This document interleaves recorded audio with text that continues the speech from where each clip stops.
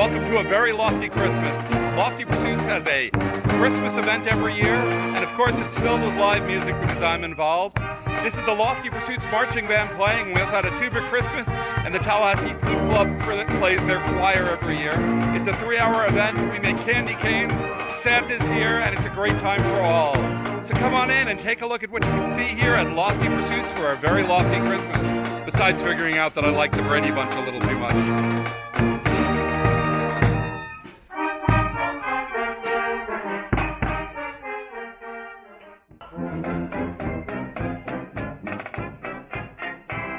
Since Christmas is about family, I want to give a shout out to Darissa. She's part of the family here at Lofty Pursuits. She's one of the people who brings the amazing brunches to Lofty Pursuits every day. She has her YouTube channel called Darissa Explains It All, and she took our candy canes and turned it into the most amazing cheesecake. Can you imagine a white chocolate peppermint cheesecake? Well, now that I've eaten one, I can, and oh my god, it's good. And if you go to this link up here, just hit the letter I, you can go to her channel and you can take a look at her cheesecake recipe and make one for yourself. You can make it with any peppermint, I guess, but you know, it's better with ours. While you're there, make sure you subscribe to her channel, because it's full of delicious treats, and if you like our channel, you'll like hers. So that you know, we filmed about 10 batches of candy canes being made, but only pieces of each, and each time we changed flavors. So as this video goes on, the colors of the cane and the flavor will change.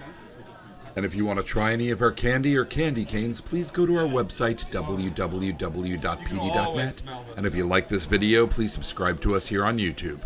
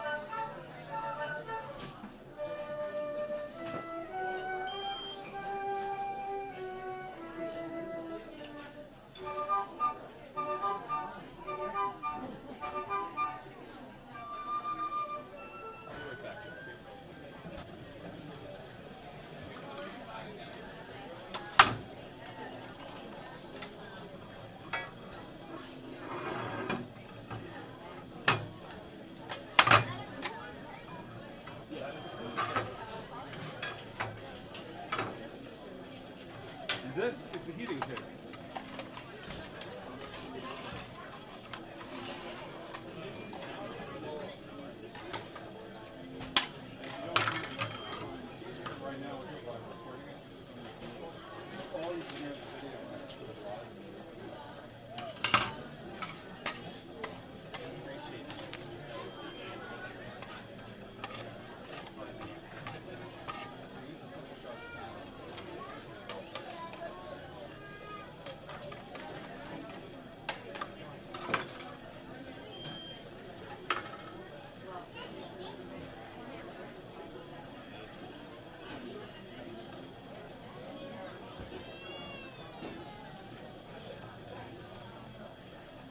Doing this even the temperature of the can. See, the hot bits are liquid and the cold bits are solid. So when he's picking it up and it's dripping down, he's dripping out the hot bits onto the cold surface and keeping the cold bits on the top. We're trying to get all the temperature the same.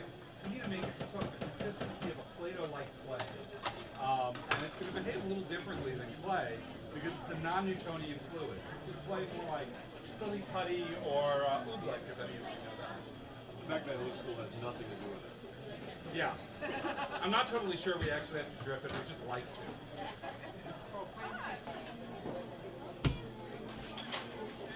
I know, just to make everything more complicated, I'm trying to videotape it. I'm trying to videotape the 3D sound. So what Jason's doing now is he's pulling the candy. If you notice, the candy canes are going to be green and white. But we had no white, we had green and amber.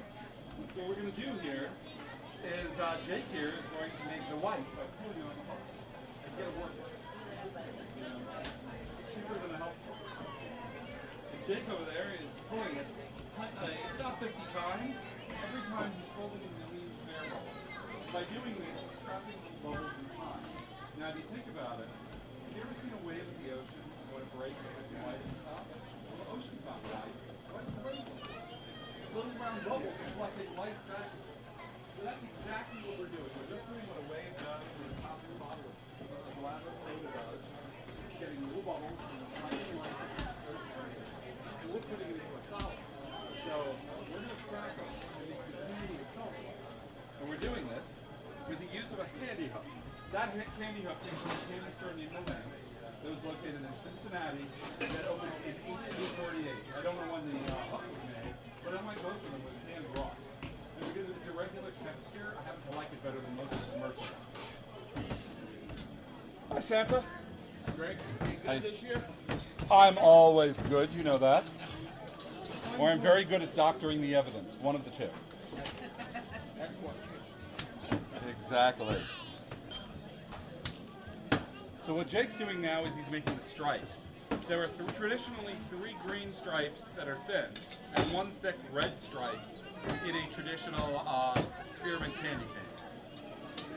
So the first thing he did was he made the green stripes, and now he's going to make the white stripes. He's going to build an outer wrap for the candy, which is going to stick white on the inside. And that's going to be kind of cool. So, okay, so we got the 3 stripes.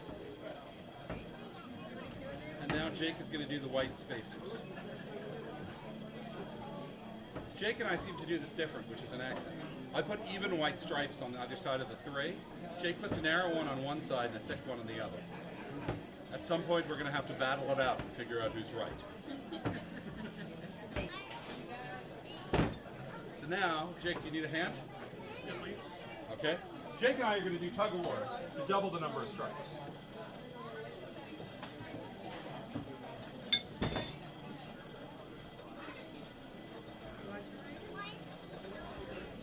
Got it? You want the other pair of scissors? Or are you going to triple them? Yep. Jake is going to really take a risk now. He's going to triple the stripes. This is exciting. You never know what's happening with candy. Now he's assembled 3 rows of stripes because we're able to multiply the stripes since, like multiplication, candy is communicative. Oh, come on. Didn't you guys go to high school? Did we graduate? Keep on pointing out that organic chem was immensely useful for me when making candy. I did not necessarily I pointed out that I took organic chem. I didn't mention how many times I took organic chem.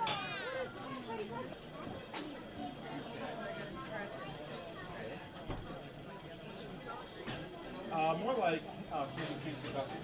Oh, okay. See, we have to taper it down. That gives us a distorted end that we don't want to use. We don't want it to stick. And he's going to cut it off. And I'm going to don't want to waste the candy, so I just made a little white cavity in here. So we're going to push it in, and then we're going to close it up over. You see, if you were to break open even a commercial candy cane, sometimes you see a little red dot in the middle. That's from this. Even in the mass-produced candy canes, they do the same thing to save the sugar.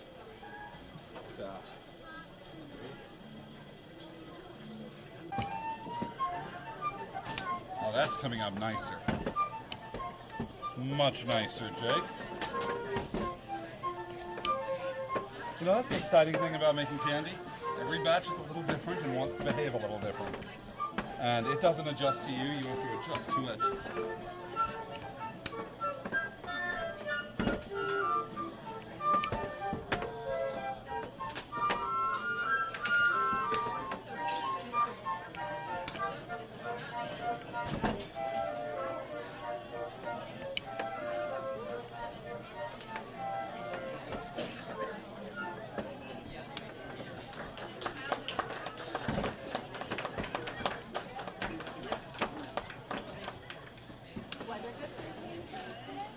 The weather's fine for the candy canes.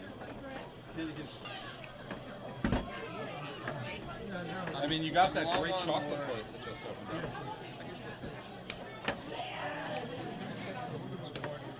Have you ever tried the cream cookies? Have we tried the what? Cream cookies? From that lady? I never even knew things like that. Look at all the hand grenades. You do it on the it's more the I think because they're extra microphone.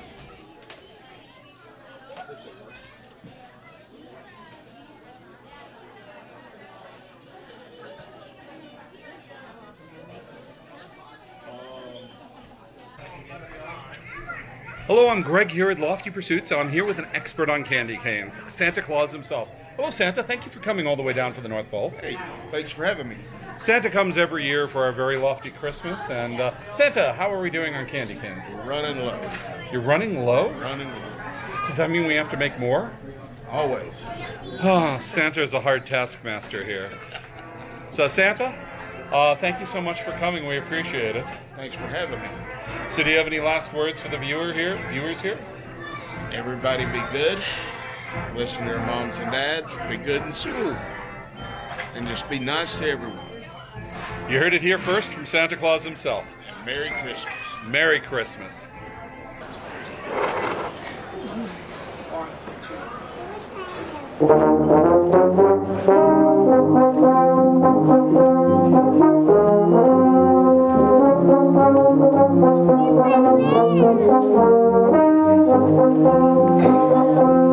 Thank you.